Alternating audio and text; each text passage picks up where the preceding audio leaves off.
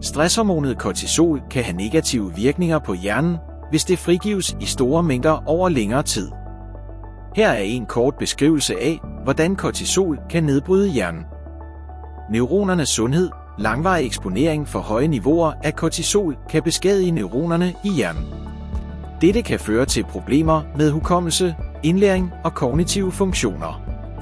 Hippocampus. Kortisol påvirker hippocampus, en vigtig del af hjernen, der er involveret i hukommelse og stressregulering.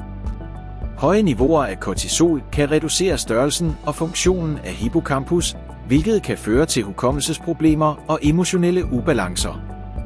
Neuroinflammation. Kortisol kan fremme betændelse i hjernen, hvilket kan skade neuroner og forstyrre normale hjerneprocesser. Nedsat neuroplasticitet. Neuroplasticitet refererer til hjernens evne til at tilpasse sig og ændre sig over tid. Høje niveauer af kortisol kan nedsætte denne evne, hvilket gør det sværere for hjernen at tilpasse sig og lære nye ting.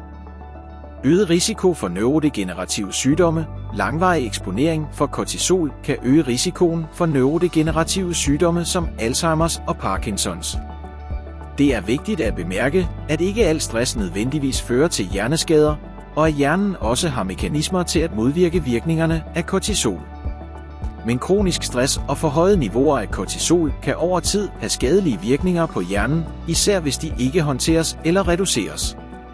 Stresshåndtering og sund livsstil er vigtige for at beskytte hjernens sundhed.